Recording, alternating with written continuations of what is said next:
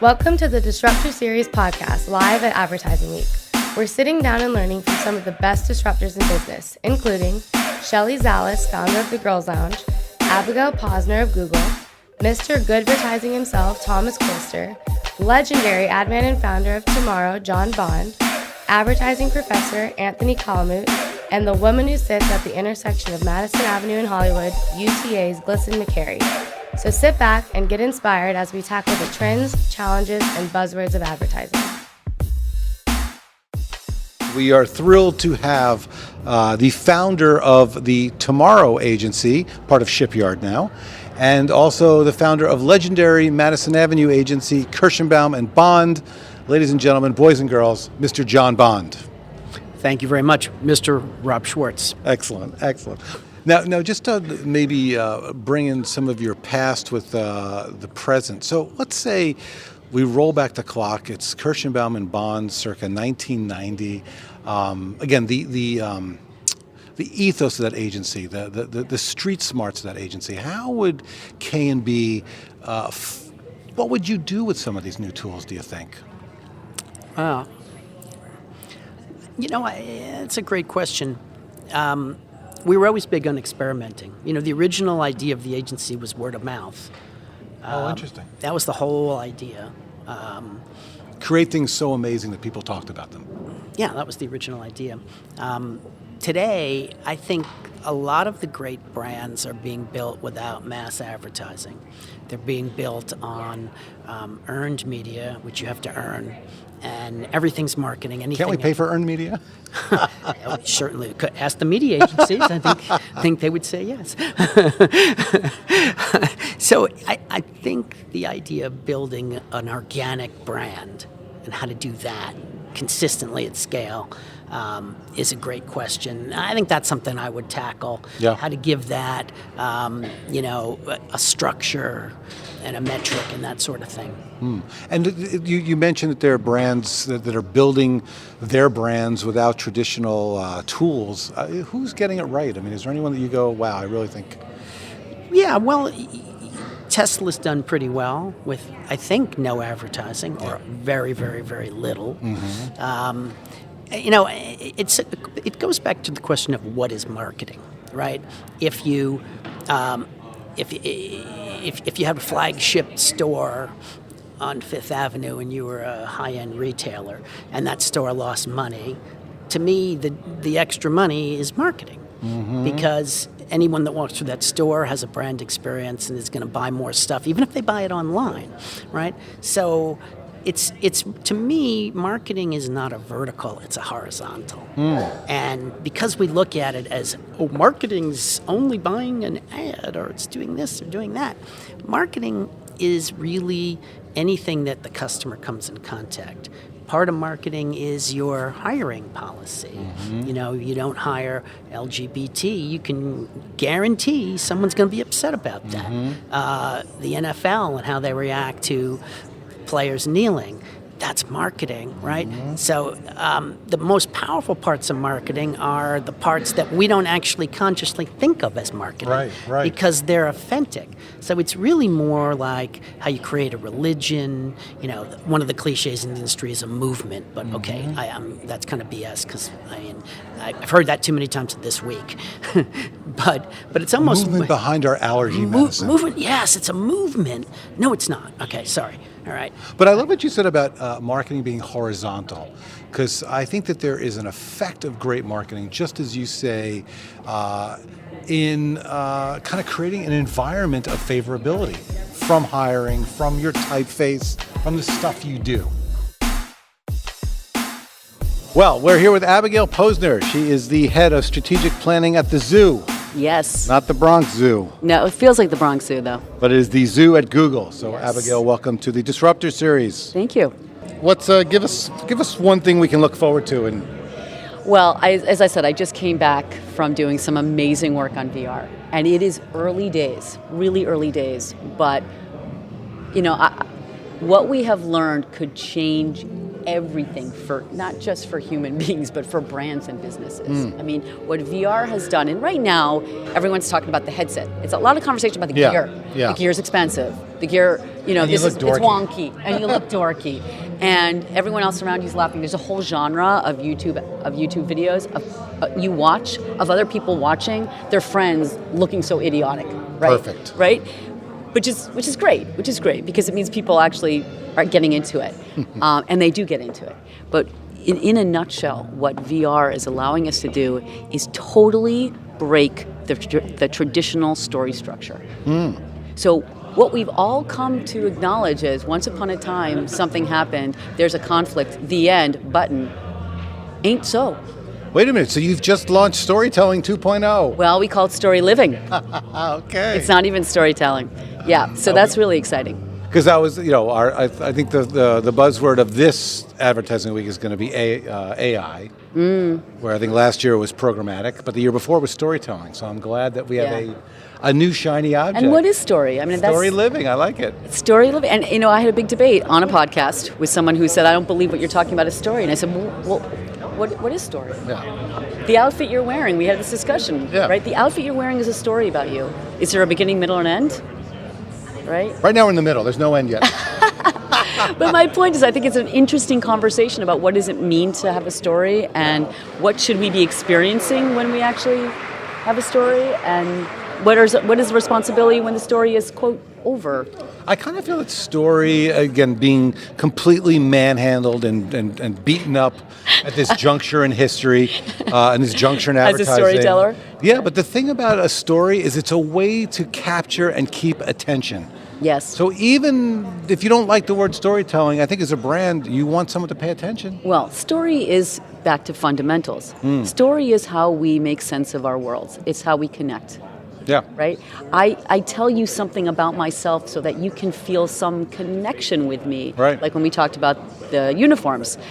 So we can't live without it. Yeah. The question is, though, how do we want to express it now? And how is it going to penetrate? Because the issue I think so many brands are facing, and other storytellers for that matter, is we kind of know the story structure. We know, at least within the world of advertising, we know how it sounds, we know how it looks, we know how the announcer sounds, there's the button at the end. There's just certain aspects of that story experience that are so been there, done that people have tuned out.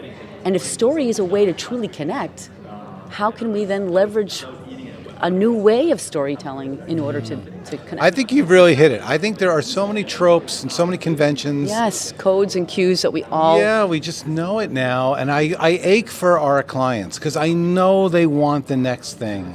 And I think we're going to have to discover it. To me, it's not that storytelling is going away, but we need some new way to tell these things. Absolutely. And I really believe, and it's early days, which is why the fuck-ups are teaching us things. Yeah. Right? It's early days, and I really think that as we start playing with this medium, we're going to see how amazing it is. I mean, at the end of the day, what story living allows you to do, which is, to me, so fundamental to what a brand needs, is to get to the essence of what that brand is all about.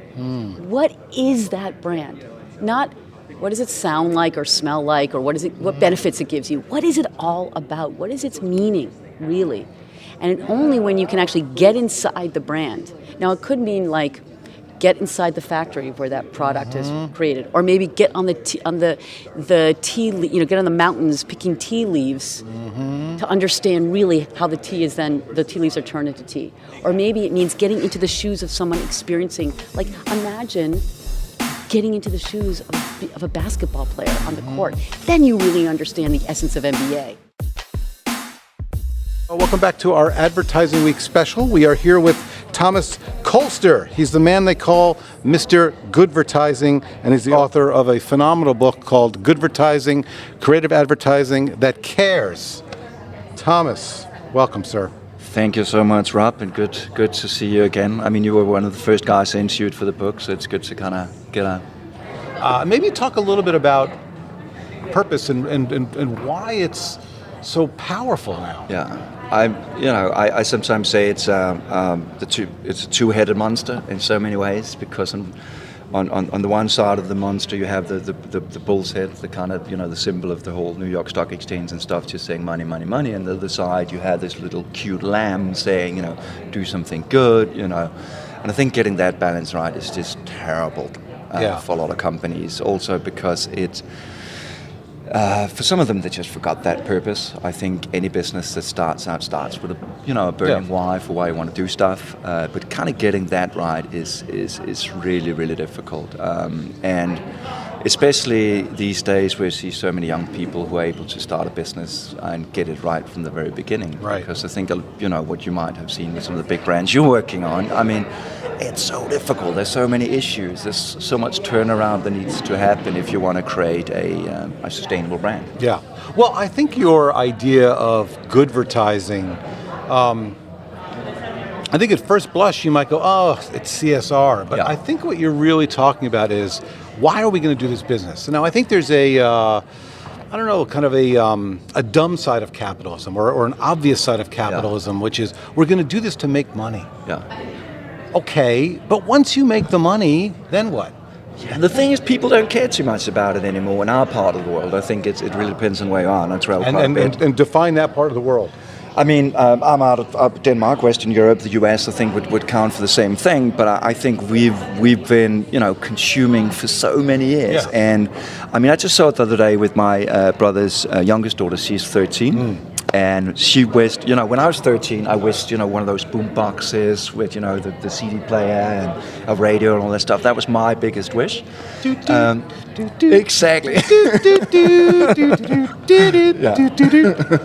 Exactly. And the thing she wanted for her birthday was jumping out of a plane in a parachute. Experience. Meaning, experience, all that stuff. And I think that change is fascinating. And I think the world today, I mean, there's so many challenges that we're facing. So most of the time I don't talk about CSR, I don't really talk too much about Goodvertising, but really how to create a sustainable business. Yeah. I think that is going to be the big challenge the next 30 years. If we don't succeed with that turnaround, shit. Is there brand fatigue? Is there brand uninterest? Like, what's happening with Gen Z? I think there's happening quite a lot of stuff there. I think the whole tactics of advertising is getting a little, bit boring. I mean, we all see those, have as meaningful brands and all those surveys that says, people are tired of brands. And secondly, I think, that generation just want to do stuff themselves. And some of the stuff I'm working right now on a second book is around empowerment. And I think the brands that will succeed is the brands that succeed giving away the power, giving up the control of the marketing mix, because these people are just used to it. I mean, you can turn your little unused room into a hotel, you can do your own little podcast, video log, all that stuff. They are just completely in control. So, I mean, in advertising, we just haven't realized that yet, that, my little niece is the one that got all the power, and I think that's a great thing. We've got a special program. We're here at Advertising Week, so if you hear some murmuring and chattering, that's people here at the Advertising Week program. And we're thrilled to welcome Professor of Advertising at Seneca College in Toronto, Professor Anthony Kalamut. Thank you for having me, Rob. Really enjoying this. Thank you. It's great to have you here. Now, we were talking a little bit before about the positioning of your particular program at Seneca. So talk to us again about this left-right thing you're doing. So when we were developing this program, we started out as creative advertising. I mean, that's the name of our program. Primarily copywriters were coming out of our program, art directors that would excel. Then we started seeing that as strategists were growing, the account service department was starting to look at more creative ventures. So we started to refocus our program and take a look in depth as to what will make a better graduate. And so we went and looked at strategy, creative, how they have to work together. We then looked at how we could change ourselves in the clutter of all of the other advertising programs in Canada, North America, globally. And so we came up with this idea of left plus right. Left brain, right brain. But the reality of how important strategy is to getting great creative and how creative impacts the strategy. So it became our way of creating a culture within the program.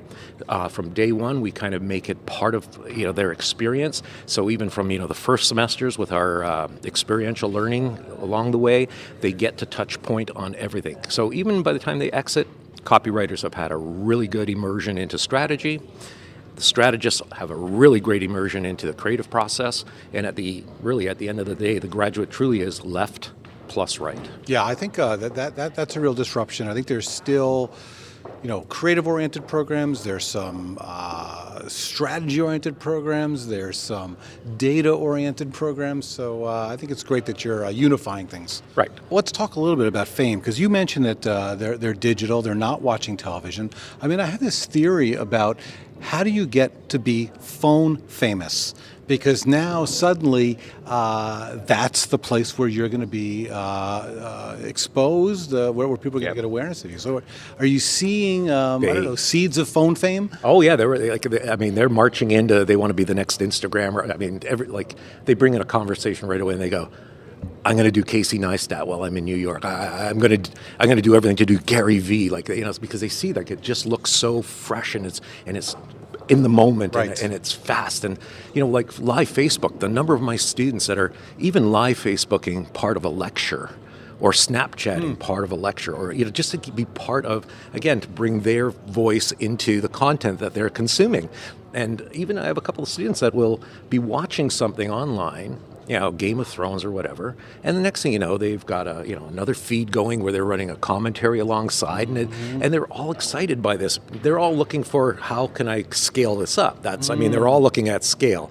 Can I get this ultimately to fill my pocketbook? Can it buy me my next pair of Jordans? That sort of idea, right? How do you monetize? Yeah, everything's But yeah, this is a group that sees their phone, sees mobile as really in 2 years, that's it. Like that they won't need a laptop. They won't need they are doing everything there. Their content creation is amazing. I have a couple of Instagrammers that are just absolutely phenomenal. So how do you orient the program knowing that the output is going to be a small screen in someone's hand? Seat of my frickin' pants. I mean, I walk in the morning and I say, so what's new, guys? Is there anything I missed? I went to the cottage this weekend, so what happened? Let's talk artificial intelligence. I was reading something over the last couple of days where they said, AI is the new black in our business. What have you discovered? I love that you're not an AI person, by the way, and you can maybe break it down into human terms. Well, first of all, I always like to say I've seen this movie before in this business. I was CEO of a social media agency 4 or 5 years ago. And that's what I used to say then. And all of this new stuff goes through the same process of kind of the shiny object phase, right, where people put nickels and dimes at it and they don't expect any result, and it's experimental. Right. And then it gets some scale, and then people are like, oh, hey, this stuff actually has to work. And then, AORs happen, and all this, metrics and all this stuff happens that makes it real. So I love this cycle. So it starts out as a little seed of an idea, then it becomes shiny, then it becomes an experiment. Right. Then it grows and gets to scale. Right. Then it flattens out and gets either reinvented or declines. And we're about to move from the experimental to the growth phase, where it's getting scale. Yeah. You'd mentioned to me that IBM now has a Watson agency, which makes a lot of sense. Watson is he's not going to have to fly to Cannes and spend $20,000 per person, machine but to it's go. Not cheap, right? Artificial intelligence, I think just the very name of it, if I'm a client, it sounds like we're going to need some investment dollars here. Well, I think it's going to get cheaper. It's certainly not going to get more expensive, and that's where it's going to go. So we all better make some hay quick while we have jobs and purposes. So again, as an early explorer on this, or as a civilian explorer, maybe that's more accurate. What surprised you? Well, first of all, with anything that has to do with data, which is, basically what AI is, it's, data made really smart, so it becomes like a person, where you can, Turing test, you can never tell the difference between a person and the machine at some point. So there's a sort of different, a hierarchy of difficulty. So the easy, obvious stuff has to do with things that are very measurable and quantitative, like media spending and where you run media and, those sorts of decisions. The tricky part is as it gets to be more in the creative zone, what happens. And so I always what I asked everybody is, where's the edge, right? Where's the edge of what it can do and can't do? And I think right now, from a creative standpoint, it's because the issue is, look, we can hyper segment to 200 segments, but right now, can we make 200 different ads? Right. Right? Not as quickly as So we that's can kind do of on 200 the- different media plans, right? That's sort of on the production end, the Production and- manufacturing. Right, and creative. So I don't think it can create from a blank piece of paper yet, though in journalism it seems to be able to, write articles and write poems and scripts, but it can certainly customize things that have been done in a smart way. And that seems to be the edge right now. Well, speaking of edge, the one thing I saw that where I, as a citizen AI watcher, a novice, I thought there was something powerful in what Campbell's did, which is they harmonized the data that they had on where you lived, that you could take Campbell's recipe with the food that's growing in your neck of the woods and make something that's kind of a combination of Campbell's and organic. That seemed okay. I hadn't really thought about that. Yeah, no, I like that. And it sort of feels like something that my neighbor would have, my local restaurant would do. Like all the really good, when Amazon's recommendation engine, you bought this book, you might like that. But Right. I always felt what that really does is it duplicates the behavior of a good sales clerk in a local bookstore. Right. And I think the best are things that feel human and duplicate what the best humans do. Then you got something. Do you think there's something about the physical behavior of a phone? So, like my wife will often say, like if I'm on the phone, she's like, "Oh, you're with your mistress again." Who's the phone? Right. Right. Like we sleep with the phone, Absolutely. we wake up with the phone. Is there something about the intimate behavior Yes. that is starting to necessitate what should happen? Oh, yes. I speak a lot about this. There is no question that today's phone is yesterday's jackknife, right? There's so many things you could do with it, right? When you were a kid, you had the scissors and you had the little knife and the big knife and the corkscrew. That's what our phone is right now. So we can do so many things at a very functional level, no doubt. But our relationship to mobile goes far deeper than that.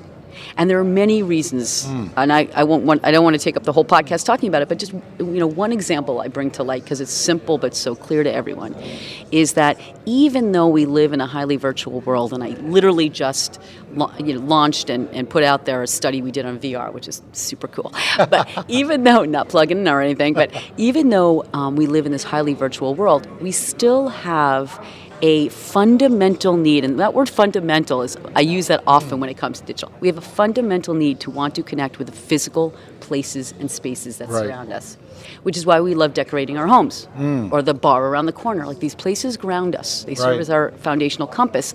And there's a term for that called placemaking. And our phones allow us to placemake like never before. Allows us to give meaning and value to these local places and spaces because, let's say I live right above Hell's Kitchen, for example. If you walk down Hell's Kitchen, it used to be cool and drug deals, and there's still a few of those going on. But it's mostly restaurant after restaurant after restaurant. Sort of hell adjacent now.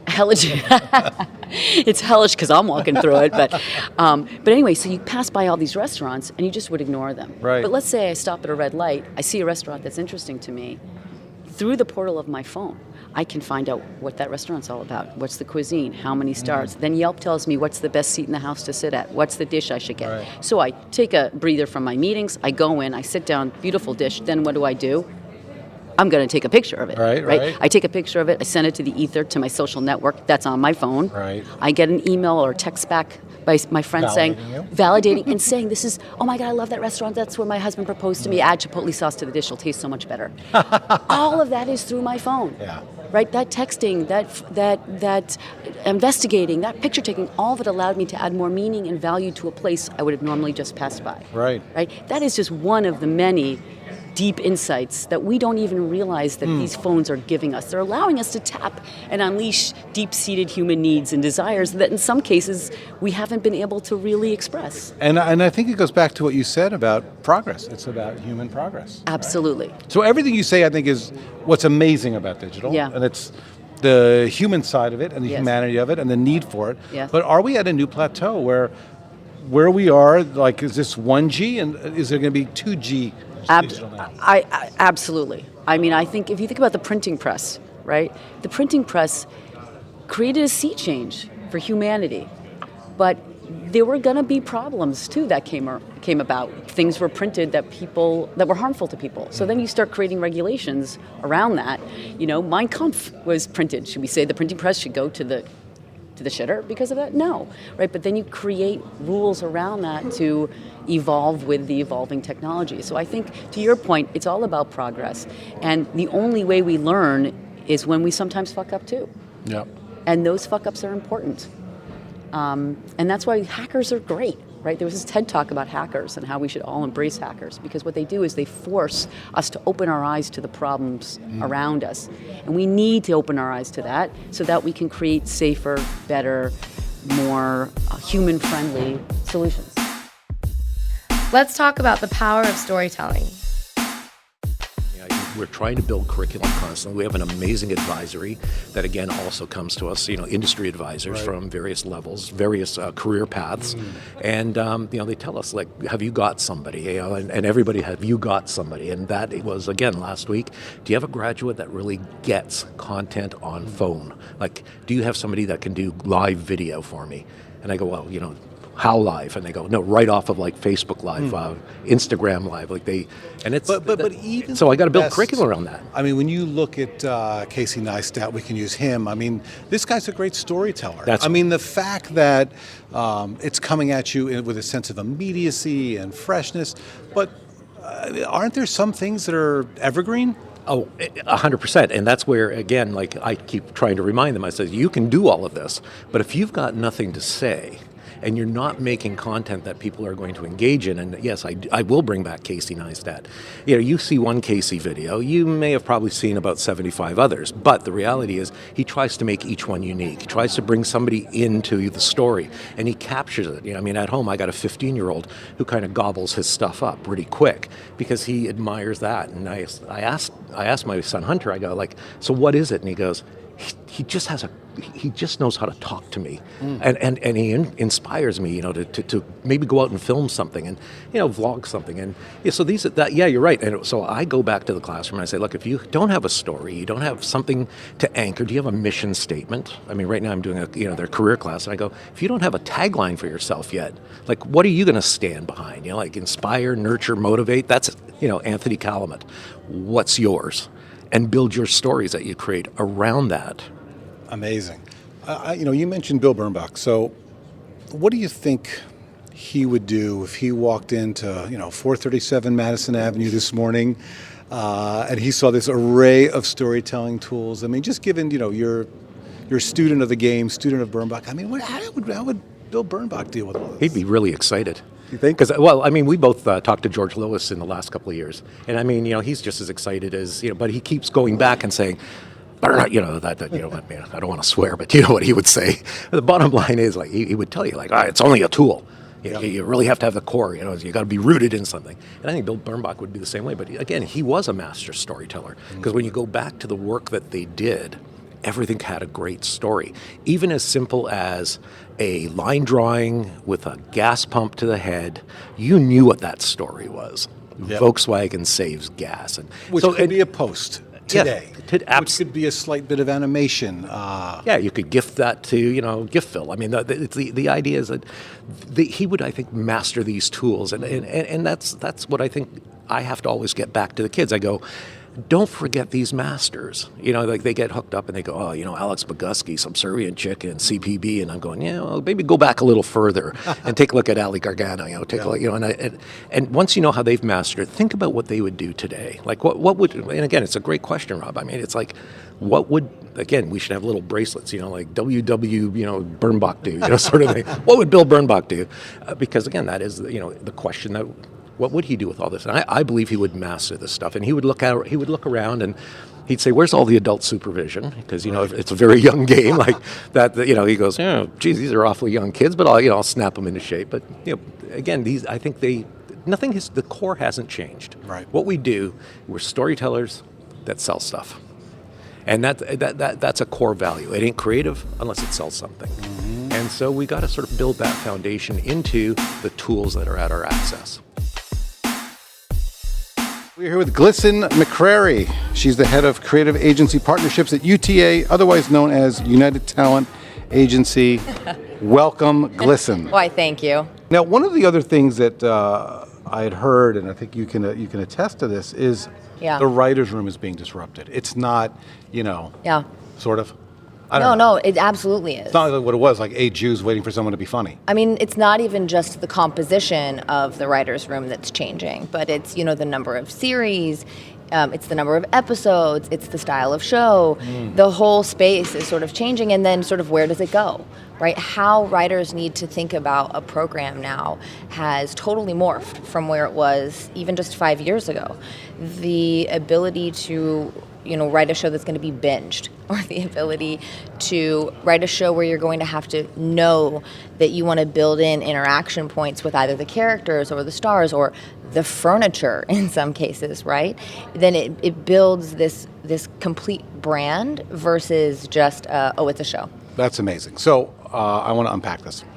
First off, the notion of making it binge-worthy from the beginning. Mm-hmm. So this goes into the thinking of shows now? So it's less about it being binge-worthy, although I'm sure that's something that you think about, right? But the style of knowing that you have a week in between shows, that's a different kind of writing than being able to write something where someone sits down and watches all episodes at once. And then you mentioned something about maybe kind of the brand world of the show, we could call it, and the furniture and stuff. I mean, are these good opportunities for brands? I mean, I could see Home Goods coming in saying, hey, we're going to, work with UTA and we're going to, create the next Friends set. Yeah, so I think that there are a million good opportunities for brands to play and for artists to play. I mean, take, Empire, for example, I think has done a really interesting job. There's jewelry, there's furniture, there's clothing, there are... And that was super proactive on their part, right? They were thinking about this from the beginning. Even one of our artists has paintings on the show that are now also for sale. Wow. So this, I think, is not only a disruption, but I think this is an amazing opportunity for brands because there is this fragmented audience, and you can't just insert something on live television. So suddenly, maybe there's opportunity to sit with showrunners and brands and agencies and go, okay, let's create something. Yeah, I absolutely think that. And I think it even expands bigger than that, right? So what we just talked about was essentially sort of integrated brands, right? But there are sort of 3 big opportunities, and these are the 3 ways that I work with agencies and their clients. And the first is really about... we have talented creators that can help agencies and brands think about client challenges from a totally different perspective because their ideas are born from the world of storytelling, from the world of movies, from the world of music and entertainment. And so if agencies need a writer that knows how to speak to a specific persona, right? Mm-hmm. So let's pretend you have a client that really wants to target millennial women. I'm sure you have none that want to target millennials. But millennials, who are they? I don't know. Are they coming up in the world? I started calling it the M word. So I can tee up a writer from Girls or Inside Amy Schumer or Broad City, and that person can come and be part of your team, part of whatever writer's room it might be, right? A freelance style. Same with sort of a director. It ensures cultural relevance. These folks, I should also use this opportunity to talk about something that misconception I hear a lot, and that is, well, they're really difficult to deal with and they're really expensive. And while They're that only one of those two. And we're going to make the audience guess which one. while that may be true for some of our celebrity clients, the writers and the people we have that are creators, the directors, they wake up every morning just wanting to make cool shit. Yeah. They're creators. They want to be a part of a team that's doing something exciting and different. And so the idea of them coming in and working with the TBWA would be, they love this idea, right? So the second way that I work with agencies is really around IP, and this is another potential. And this is, the Empire is a good example for sure, but isn't limited to things like that.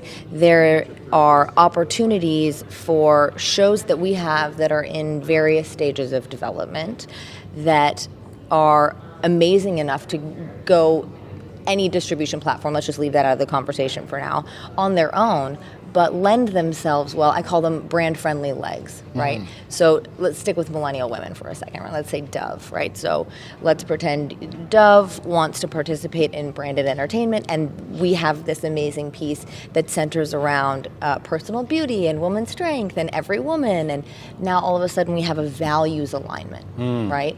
Same works for the charitable arm of organizations, right? So whether it's food waste for a consumer packaged goods company or whatever that might be, the value alignment can serve to move a brand forward.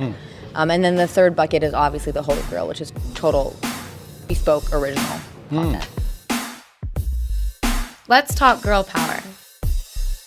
We're here with Shelly Zalis, who is the founder and CEO of the Female Quotient and creator of the Girls Lounge. Shelly, welcome to the show. Thank you. I'm so excited to be here, especially talking about my favorite topic, which is disruption. Excellent. And you're transforming the world. You know what? The truth is, it was unintentional. And, I always say we went from a moment to a movement. And it really started by accident when I went to CES, the Consumer Electronics Show in Las Vegas. And I heard there was over 150,000 people. And as a market researcher, I wanted to move into technology. But it was a little intimidating. Even though I was a CEO of a large and growing research company, I didn't know anyone. Yeah, you weren't a guy in CES. your basement playing video games. Yeah, and so, what did you do? You invite your girlfriends. So I invited 4 girlfriends, and I said, let's go to the show together, and if you know other women, invite them. And 24 hours later, 2 remarkable things happened. 1, 50 women showed up, and we walked the floor, and all of a sudden, every head turned, which were all, of course, men. Where the hell did all you women come from? And that's when we really coined the phrase power of the pack. Right. A woman alone has power. Collectively, we have impact. It was this mass group of powerful women walking the floor together. And the second was a confidence moment. I was surrounded by people just like me with work-life balance challenges. How do we do it all? Perfection, the voice in our head, trying to be a man is a waste of a woman, acting like the masculine side. And it was a confidence moment. We coined the phrase confidence is beautiful. And the Girls Lounge was born from that day. Day 2, we had 150 women. By day 3, we had the penthouse suite of the 4 Seasons, and there was 300 of us doing deals with one another and getting to know one another. And that's how the Girls Lounge was born. So interesting. So we're going to unpack this a little bit. You've got Girls Lounge, which is its own kind of initiative now. And then you've got Female Quotient. Maybe talk a little bit about how those two work with each other. So the Female Quotient is the umbrella. I say first came the intelligence quotient, IQ, then the emotional quotient, EQ. Now comes the female quotient, FQ. We all talk about diversity being good for business, but if diversity is good for business, why are we going backwards? Right. It makes no sense. So the company is committed to the business of equality. Oh, great. And underneath the female quotient, we currently have 2 pillars. Pillar 1 is the Girls Lounge, and the Girls Lounge has now connected over 17,000 women, corporate women, to one another, to work together, to connect, collaborate, and activate change together, and have very authentic, unplugged conversations, and not just conform to the rules that were created over 100 years ago in the workplace. But what do we really need to thrive and stay in the workplace instead of opting out in middle management, which we call the messy middle?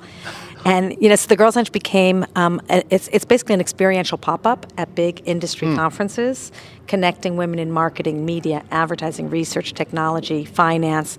We now go to the World Economic Forum, and then we also do Girls Lunches within corporations to create communities of women within companies, and we also now do them on college campuses to connect, college, girls, but also it's a great recruiting platform. Yeah. Well, there's a lot to unpack there. I love this disruptive idea of a girls' lounge in the boys' club. Yeah. The fact that the convention was that it was all these boys' clubs, and suddenly, based out of necessity, you said, "Wait a minute, why am I the only woman in this area? Where am I? Where are people who look like me, who are like me? This seems like a really powerful notion." It's so powerful because it's powered by collaboration. It's not my lounge, it's not yours, it's ours collectively. And I think one of the most important things, people ask me all the time, why do you call it the girls' lounge? Right. Why don't you call it the ladies' lounge? That sounds like a bathroom. Why don't you call it the women's lounge? And, I explained that in the social world, the difference between girls and women is age or life stage. But in the corporate world, women at the top have historically been competitive with one another because there's such a scarcity of jobs. And we started acting like the men to fit in to the boys' club. So I wanted to reclaim the word girl, which is why, I say girl is a mindset. It's about being bold and brave and fearless and breaking some rules to create some new ones. And more importantly, being girls and girlfriends and supporting one another. And by the way, there's a boys' club. No one argued with calling it boys. Why do we have a problem calling it the girls' lounge? Right. So with no apology, sorry, not sorry, it has been really impactful in terms of the relationships. I say men might do deals, women create relationships. You work with people you like. You work with people you trust. You work with people that have your back and, have that authenticity about, business, and working together. So it's been nothing shy of remarkable. And we have unbelievable partners, we say, given with love from the girls at, because companies don't make things happen, people do, and our people happen to be women. So before you go into that, I want to talk a little bit about what happened at Davos. So again, when I think about Davos, this is like the last bastion of masters of the universe, and you disrupted that. So tell us a little bit about Davos. It was so awesome because we got invited to the World Economic Forum in Davos, Switzerland. And, I talk about heartbeat moments. It's not cognitive. It's the emotional side. Ba-boom, ba-boom. It was a heartbeat moment. Really? You're inviting us? And I call it... You got an invite. You didn't just crash the gates. Oh, no. We always come officially. We were officially, unofficially invited. So not part of Congress, but part of the mainstream. And, in Davos, it's not a girls' lounge. It's an equality lounge. It's world leaders, men and women, activating solutions for change. So it's really walking the talk and next step solutions. So year one, it was kind of scary to be invited. And once again, I didn't want to go by myself. So what did I do? I invited some girlfriends. It was back to the CES moment. Brought the posse. And I said, I don't know if people are going to come. We might be all by ourselves, but we're going to have a great time no matter what. And we took villas and we had a slumber party. And it was awesome. And within, one day, word got out and we were packed. Wow.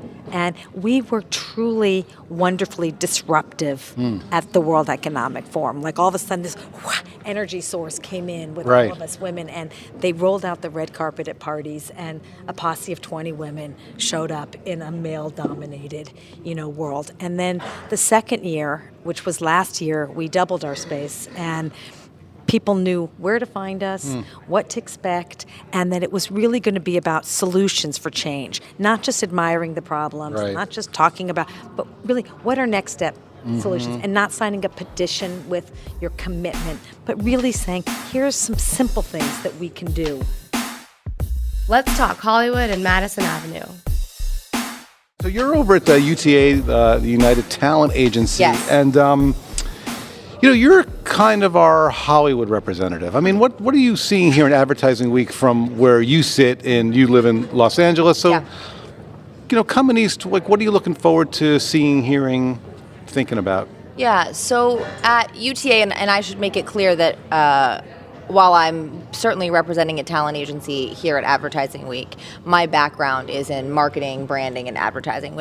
I've done time in Omnicom twice, and I came to... We're not going to hold that against you. Thank you. I came to UTA because I feel like the future of the industry that I love, which is ours, marketing, right, is at the intersection of entertainment. And each of the big three talent agencies have their own sort of play into what that is, right? So CAA has organically grown an advertising play via CAA marketing. And WME has acquired their advertising play, Droga 5. And UTA is the only one of the big three that doesn't have a direct-to-brand advertising offering, which I think is a huge skill set for us because it clears a path for me to be able to have open partnerships with firms like TBWA, where you guys feel comfortable opening up the kimono and we can find ways to work together at this sort of intersection of entertainment and and I think what's very interesting, and I think your timing of the show is also really interesting, given that The Rock just launched his agency. And I think it's kind of interesting that, all we hear is, the end of the advertising agency, but, here's The Rock opening up his agency. IBM, they opened up their agency, Watson. There was another one I just saw, Snoop. We just interviewed Snoop Dogg. He's got an ad agency. Who's next? Bieber? What's going on? Why does everybody want to be in our business? And in particular, from where you sit in Hollywood. Yeah, so I definitely don't feel that advertising is dying, but like entertainment, I feel like it needs to evolve. And these two industries are at this unique place, and I think what these plays are plays to try to figure out what that opportunity is. Oh, they don't have the answer. Well, no. In fact, if you figure it out, you let me know. Okay, we're working on it. It's sort of the wild, wild west. When I first came to UTA, I thought the two industries, marketing and entertainment, were sisters. And the truth is they couldn't be further from each other. One of the first meetings that I sat in when I joined UTA was after CES, and the team came back touting the number of C-level executive meetings, and 850 agents around the world groaned. And our CEO, Jeremy Zimmer, had to pause the room and explain that in the marketing world, the hierarchy doesn't go A-list, B-list, C-list. C means chief, and that's the top. And everyone just goes, oh, okay, now I get it. So I think, By the way, there are some A-list C-suite people. But I love that Hollywood is like, oh, C-suite, is there an A-suite? I need to be in the A-suite. It's just, it highlights, in a funny example, the sort of different places where the two industries are. And so I think you're seeing a lot of people try to figure out what that play is in the middle and try to have the translation and try to have the right people in place to figure out what that play is. It's the wild, wild west right now. If you're a snow globe, right now we're at maximum flurry in that space. How about some advice? Well, we our last question that we ask our guests is always it's always an advice question. So I think for someone like you who has reinvented yourself a few times, what's some advice for somebody who's looking to reinvent themselves? Let's say they've been stuck in an agency and they're like, you know what, I want to do something cool like Jon Bond. What's a piece of advice for someone who wants to reinvent themselves if they're at an agency? Well, the thing I always say first, which is attitudinal, is everyone talks about change and how hard change is, and I always go, I hate change. I really like shooting $1 million commercials and staying at Shutters, okay?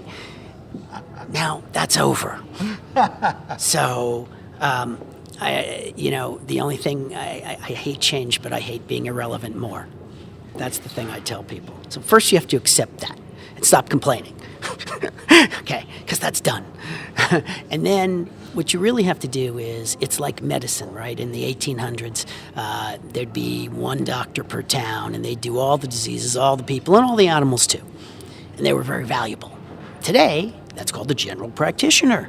They don't make so much money as they used to. Right. Now it's the specialist, deep brain surgeon. Well, not brain. What kind of brain surgeon? That particular thing. And you have whatever that I'm a guy. left hemisphere brain surgeon. Yeah, exactly. Left hemisphere. Now, you have a left hemisphere problem. You don't exactly go, okay, can I negotiate with you? You go, okay, just fix Whatever it. it takes. Whatever it takes, right? So I want to be that guy or that woman. So you got to find the high value, and it could be AI or something. Again, you got to go back to this movie that keeps playing of The Curve, and find a specialty where when you Google it, your name comes up. I always go, Google is the search agency and the headhunter. Okay, find something where when you Google it, your name will come up, right? And the number of searches are going up by 10 times every year. That's the thing you got to go do. So I want you to give some advice to a brand that wants to take a step into VR. And it's not, call me or send me an email. Emotionally, going back to your existential thing, what can a brand do to take this step? I think they have to actually get the individuals within the company in all different worlds of that company to experience VR. We hear about it, but I mean really experience it. I mean, go climb Mount Everest using HTC Vive. It is freaking scary. I had to stop. I mean, just experience it. I think so many times our clients, they think they understand their end consumer. I don't even like that word consumer. That's a whole other piece of advice I would give too. What would you call them if not consumers? Human beings. No, I'm in a world where we call them users. At least that's a step forward. At least because it's about using our product. But when you have this notion of I am thinking about my end consumer, you're saying the only thing I really care about this person is that person buys my product. And we all smell that a mile away. But if you think about them as human beings, just like you, then with all these different sides of themselves and worlds that they live in and needs and desires and aspirations, that will come through in how we approach them and the stories we create to reach out to them. Let's say a brand is out there and they are struggling. They know that television is not quite working, but they can't quite let it go. What's some advice for a brand? Two things. And this is going to be a shameless plug also, right? Talk to your agency and talk to me, right? So if you're interested in playing in a different space, right? I'm assuming by television you mean commercials. Yeah, it's like a simple 30-second TV spot. Totally. Or maybe a 15. Or maybe one of the trendy and lovely 6 sixes. Yeah, you're right. 6. A 6-second spot. So my advice would be talk to people about it, right? Talk to your agency, bring me in. Most of my job, as I mentioned, is education, right? So you have a client, you want to talk to this client, bring me in. We can talk about all of the various options. We can talk about all of the various KPIs, and we can talk about all of the various ways that we might be able to leverage that piece of content. Let's dive a little deeper then. So give us an example of some KPIs, because Lord knows we love our metrics. Yeah, yes. Here on Madison Avenue. Yes. They should just call it Metric Alley. Yeah, right. So there are, full candor, fewer solid KPIs in this world since it's the wild, wild west, right? You can often get a bunch of arrows. So you get an arrow this way, another arrow that way, another arrow that way. So you can likely come to the conclusion. The I in KPI, a key performance indicator. That's right. Right. I think clients like KPI is the answer. No, it's right. directional. But another big thing to know is if immediate sales is your goal, right? Like moving product, the kind of brand funded content that I'm really focused on, the higher level pieces, that's not going to achieve that goal. It is an awareness play. It is sort of shifting the perception play. It is sort of a higher purpose play. But none of these things can happen or have to happen only one way. It's a supplemental idea. So if you're thinking of, I should take some of my budget away from the 30-second spot and try something new, it can be an and. Mm-hmm. It doesn't have to be all. Now I'm watching my alumni and grads, the current grad class that just left last June. They're ending up not in traditional shops. They are ending up a lot on client side, startups that have some unique difference in creating content. I have a couple of alumni from as little as 3 years ago that have started their own digital shops. And interestingly enough, one of our graduating class that came down 10 years ago, the partners from that they met at school, partners of this agency, just celebrated their 10th anniversary, and literally they are now the digital department for 3 pretty big shops back home. And what they're doing now is, again, exploring new ventures. How do you get new revenue streams into the agency? So nobody is going traditional. Yes, they go, I want to work at a Leo Burnett, because Leo Burnett Toronto does some pretty Great amazing agency, work. sure. We've got, Rethink, great Canadian independent, Terrific, yep. fantastic work. So yeah, there's always going to be that cluster that they want to be there. But honestly, they're going where they're going to see their comfort. I got students that will seek out a fashion company, a fashion startup, and say, how can I get in on this? I'll do the sweat equity for the opportunity. So there's that traditional, I'm going agency only, right, has evaporated somewhat. But that's a big disruption to say, hey, there's more than one option than just going to an agency. Yeah, I go, just Google advertising jobs, and I think 360 things come up, variables of what you could possibly do. And like I say, the copywriters, it's not writing ads only. You always need a writer. Yeah, and if you're, I say you always need art directors, because words can't look can't look good if you don't, make them look good. But these, they're learning to write more and more beyond just an ad. They have to learn how to write a story in 140 characters. They're learning how to engage on on a cell phone or an Instagram, and even how to set that up properly. And how do you do? What is the sort of click through that you want to try and get? So, nobody's going traditional. I mean, sorry, I said nobody, but I would say it's about 50% of the class is really starting to venture out. And as I do my career class with them, tell me, what is it you want? Follow your bliss. I mean, it's the old Joseph, Campbell thing. You follow your bliss. If you find something you love, you'll never work a day in your life. And it goes right from the first lecture I give them. I say, the day this turns into a job, I got to go to work every day, I'm out. I do not want a job. And that's how you got to feel about what you do every day. And so find what you love and see if you can scale it up and monetize it.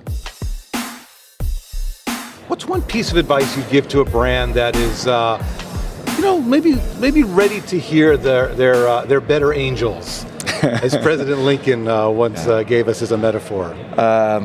Balls. Big hairy balls. I mean, we're at a time where every CEO got a innovator die cup on their desk, and I think ideas are so tremendously cheap. I mean, everybody can get ideas; they happen in the shower. But balls are a really seldom to thing. take action. Exactly. To do something. Yeah, and that speaks tenfold. So, the advice you would give to a senior now. A female senior who's not a STEM person, but who's actually a liberal arts person, and there's plenty of them. And what's the best advice you can give them? What's your daughter's name? Caroline, but Coco, everyone calls her Coco. Okay, Coco. Let's go. Number one, anything is possible. You can be whatever you imagine you can be, but don't listen to others around you. You have to first have that confidence in yourself. So know you can do whatever you want to do, number one. Number two, shut that bitch up in your head that tells you I'm not good enough, I'm not qualified, I don't have all the characteristics that I need. Just make that voice go away. Wendy Clark says, shut that bitch up, and Ariana Huffington says it's that horrible roommate, in your head. Make it go away. I think number three, be comfortable that you're different. My favorite expression is trying to be a man is a waste of a woman. Sarah Jessica Parker.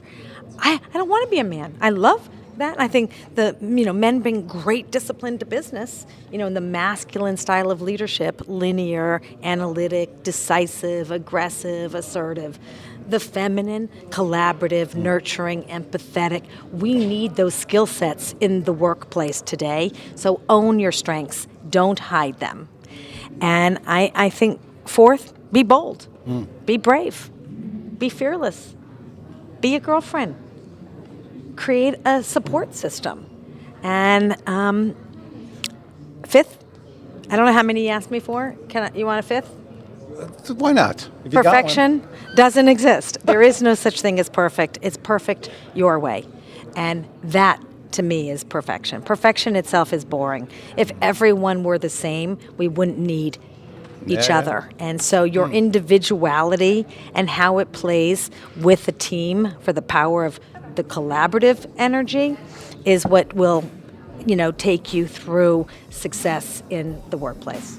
Well, Shelly, that's amazing advice, not just for my daughter, I appreciate it, but for anybody out there. And I think all of us who need to get a brave, disruptive idea out there, and I think that's what you've done. So thank you. You've been listening to the Disruptor Series podcast, brought to you by TBWA Chiat New York. Craving more disruption? Visit us at tbwaschiatny.tumblr.com.